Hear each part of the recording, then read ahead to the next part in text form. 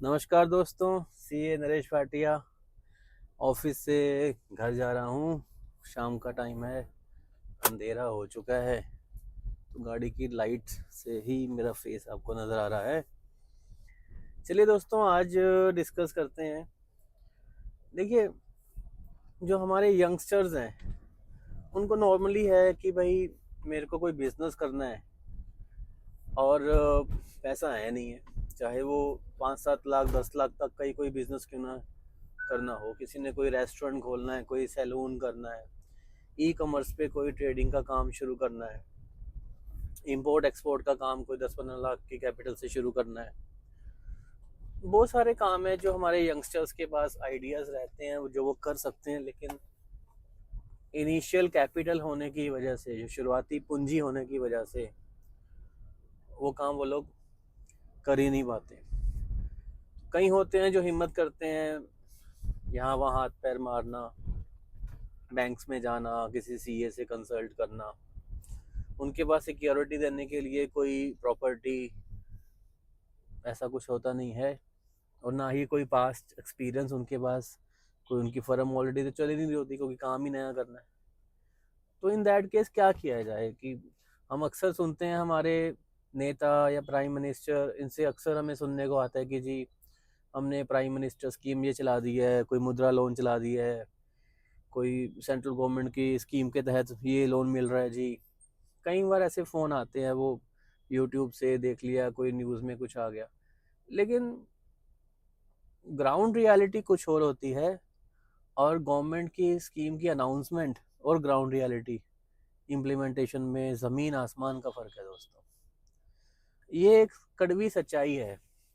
जो scheme government announce करती है वो स्कीम अच्छी होती है, हम वो स्कीम को पढ़ते हैं, लेकिन उनकी इम्प्लीमेंटेशन गवर्नमेंट की इंटेंशन के मुताबिक नहीं हो पाती। जिस तरह से गवर्नमेंट जो सोच के उन स्कीम को लॉन्च करती है, उसकी इम्प्लीमेंटेशन वहाँ नहीं है। फॉर एग्जांपल, अगर मैं सिंपल एक मुद्रा लोन की बात करूँ, 10 लाख रुपए तक का मुद्रा लोन है, पिछले बजट में उसको बढ़ा के 20 लाख भी किया गया। उस मुद्रा लोन में गवर्नमेंट तो कहती है कि हमने जी कर दिया है, बैंक आपको लोन देंगे, लेकिन जब एक एंटरप्रेन्योर, एक यंगस्टर कोई जाता है किसी बैंक में, तो बैंक उनसे क्या मांगता है? अपने पिछले 3 साल की बैलेंस शीटें लेके आओ। अरे, जब उसने काम किया ही नहीं है तो कहाँ से क्या बैलेंस शीटें लेके आए? फिर उसके बाद मुद्रा लोन जो है, तकरीबन हर ब्रांच हेड, अगर मैं शेड्यूल बैंक की बात करूँ, शेड्यूल बैंक तो सरकारी बैंक, तो ब्रांच हेड की पावर में होते हैं 10 लाख रुपए तक के मुद्रा लोन को पास करना। लेकिन उनका पास्ट एक्सपीरियंस इस तरह का होता है कि उन्होंने जो पिछले मुद्रा लोन सैंक्शन किए हुए हैं, most of those Mudra loans are in NPA. NPA मतलब वो कहीं ना कहीं बैंक का पैसा वो डूब चुका है।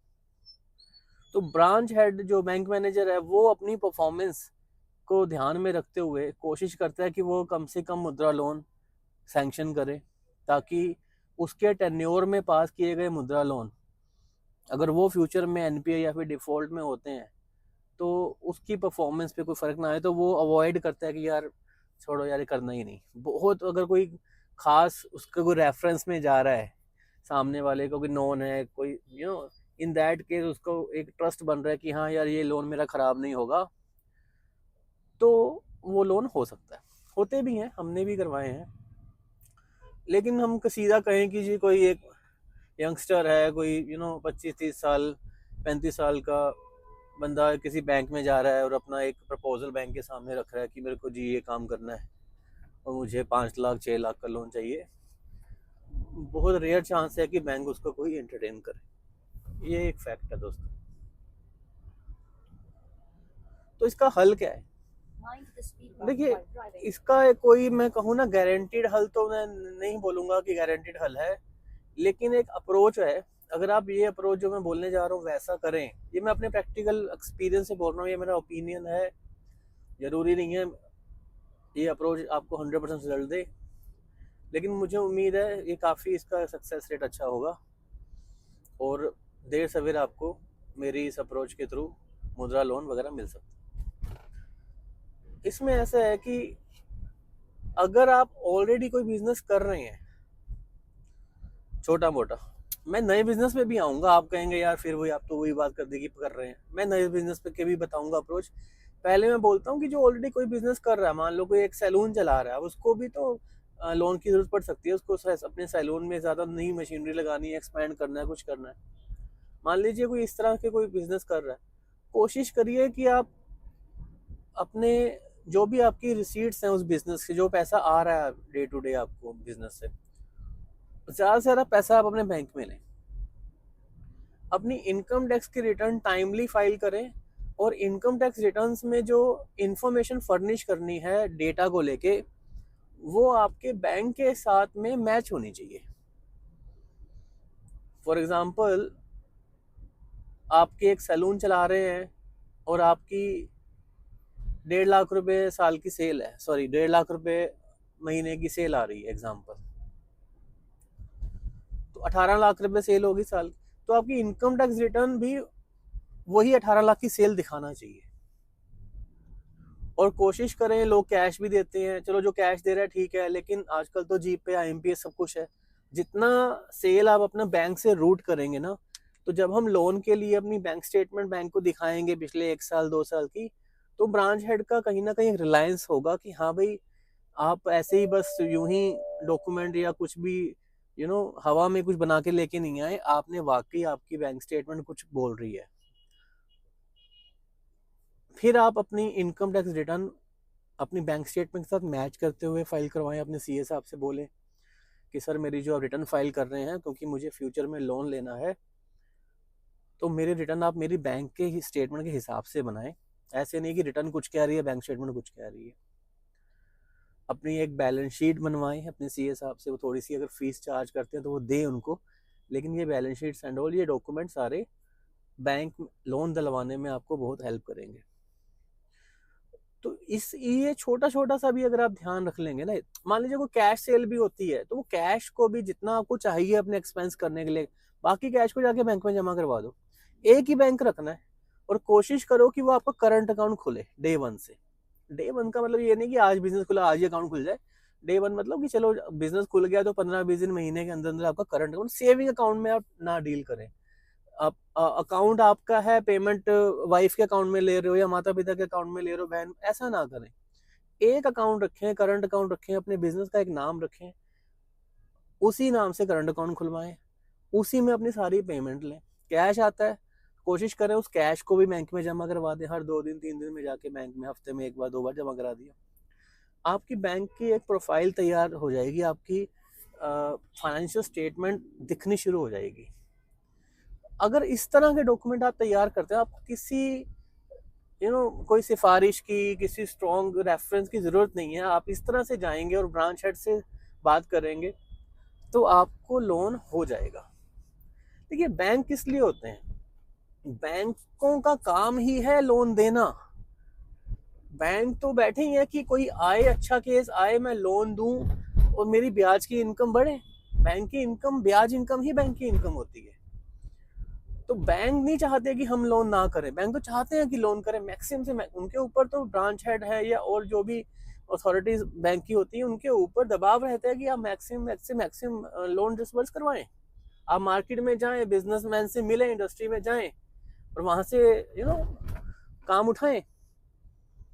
बस बैंक का ये होता है कि वो जो दिख ही रहा है कि यार केस में कोई दम ही नहीं है, बस यूं ही हवा में बस एक ख्याली पुलाव बनाया कि मैं बिजनेस करूंगा, चलो बैंक से बैंक ऐसे लोन नहीं दे सकता, अपना पैसा इस तरह से बैंक नहीं डुबो सकता। आप बैंक की स्थिति को भी समझें। अब बात करते हैं कि जो सेकंड ऑप्शन, कि भाई मेरा तो पहले से कोई काम चल ही नहीं रहा है, मैं तो बिल्कुल ही फ्रेशर हूँ। उस केस में अब मेरे को पैसा चाहिए, बैंक में जाना है मेरे को। देखिए, इसमें भी मेरी एक अप्रोच मैं बताता हूँ कि आप क्या कर सकते हैं। आप अपनी एक प्रोजेक्ट रिपोर्ट तैयार करवाएं।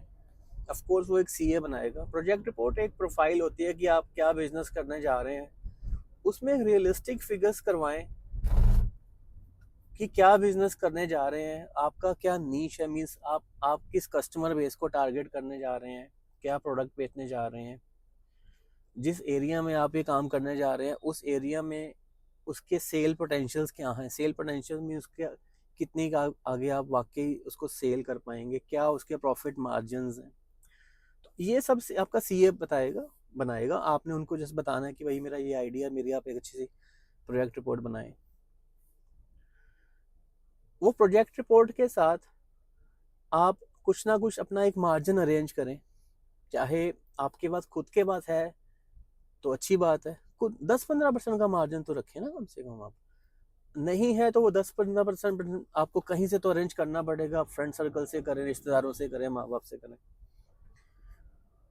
और फिर आप एक ब्रांच हेड के पास जाकर मिलें, तरीके से एक ही बिजनेस की बात करें कि मुझे सर ये बिजनेस करना है, और समझाएं इसका ये पोटेंशियल है। प्रोजेक्ट रिपोर्ट साथ लेकर के जाएं और उनको बोलें कि सर इसमें मैं इतना अपना मार्जिन मैं देने को तैयार हूँ।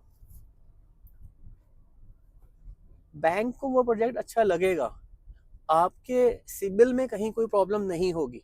पहले आपने कभी कोई लोन लिया है, टाइमली पे करते रहे हो, और अगर नहीं भी कोई लोन लिया, डिफॉल्ट वगैरह ना हो एटलीस्ट। आपका मतलब या तो लोन ले रखा है पहले तो वो टाइमली पेड हो, सिबिल आपका ठीक हो, और अगर आपने पहले कभी कोई लोन लिया ही नहीं है तो भी कोई बात नहीं, बस कोई डिफॉल्ट ना हो। डिफॉल्ट होगा तो फ्रेश केस में दोस्तों कोई उम्मीद नहीं है कि आपको किसी किस्म का कोई लोन कोई बैंक देगा फ्रेशर के केस में। तो ये एक अप्रोच है। अगर आप कोई नया बिजनेस खोलने जा रहे हैं और आपकी कोई पिछली बिजनेस बैकग्राउंड आपके पास नहीं है, लेकिन आप जो भी बिजनेस करने जा रहे हैं उसकी आपकी एक प्रॉपर स्टडी होनी चाहिए, उसकी वो प्रोजेक्ट रिपोर्ट आपके हाथ में होनी चाहिए, और ब्रांच हेड के पास जाके आप अपनी वो स्टडी को एक्सप्लेन करें, तो वो ब्रांच हेड आपको ज़रूर सपोर्ट करेगा। और वाकई अगर वो लोन आपका करने वाला होगा तो उसके पास मुद्रा की भी ऑप्शन है, CGT MSC करके भी एक उनके पास प्रोडक्ट होता है जिसमें सेंट्रल गवर्नमेंट गारंटी देती है बैंक को, उनके पास वो भी एक ऑप्शन है। तो ये सारी स्कीमें गवर्नमेंट आपके इन आइडियाज़ के लिए ही लेके आई है, लेकिन वो आइडिया सामने वाले को कन्विंस भी करना चाहिए ना। बड़ी सीधी सी बात है, आप किसी नौकरी के लिए जाते हैं, इंटरव्यू के लिए जाते हैं, तो क्या वहाँ पे आपका इंटरव्यू नहीं होता है? आप उस इंटरव्यू की प्रॉपर तैयारी करके जाते हैं, बड़े अच्छे से अपना CV बनाते हैं, बड़े अच्छे से आप अपने सारे सर्टिफिकेट्स वगैरह एक फाइल में सजा करके वो फाइल लेके जाते हैं, खुद बड़ा अच्छा वेल ड्रेस होके जाते हैं, जाने से पहले अपनी कम्युनिकेशन पे काम करते हैं कि मुझे कैसे अपने अपने अपने बायोडाटा अपने ऊपर बात करनी है, कैसे बताना, आप एक काम करके जाते हैं। वैसे ही वो आप ब्रांच हेड से मिले, काम करके जाएं, कैसे मेरे को अपना केस प्रेजेंट करना है ब्रांच हेड। अगर वो आपकी कन्विंस होंगे आपके प्रेजेंटेशन से, वो ज़रूर आपको सपोर्ट करेंगे, उसको दिखेगा। तो दोस्तों यही कुछ अप्रोच है या स्किल्स हैं जहाँ पे एक फ्रेशर जिसने पहले कभी कोई एक्सपीरियंस नहीं है बिजनेस का, वो भी कहीं ना कहीं लोन ले सकता है और बिना किसी सिक्योरिटी के ले सकता है। ठीक है दोस्तों, अब और बातें करेंगे। अभी घर के पास पहुंच गया हूँ, तो अगर आपको वीडियो सही लगे, अच्छी लगे तो शेयर कीजिए, कुछ लोगों के काम आएगी। हो सकता है जितना शेयर कर रहे हैं किसी ने मेरी इस वीडियो को समझ के वैसी अप्रोच को फॉलो कर लिया, तो मुझे यकीन है कि उसका काम ज़रूर होगा। तो प्लीज़ वीडियो को शेयर करें, कमेंट करें, लाइक करें, और अगर कोई और जानकारी इस रिलेटेड आपको चाहिए तो भी आप कमेंट करें, मैं उसका ज़रूर जवाब दूंगा। धन्यवाद दोस्तों।